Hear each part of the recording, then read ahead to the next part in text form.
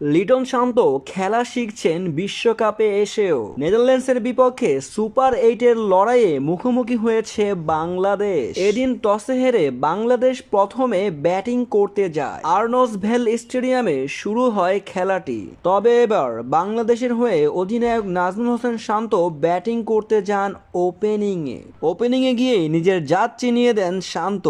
দলকে বিপদে ফেলে আউট হয়ে সাজঘরে ফিরেন শান্ত।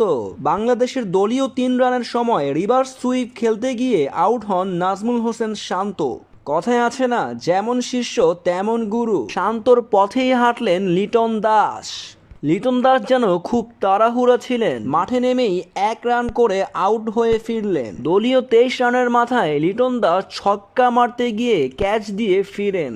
শান্ত লিটন যেন এক নতুন পর্যায়ে নিয়ে গেছেন বাংলাদেশ দলকে। যখনই বিপদ আসবে শান্ত লিটন সেখানে নেই।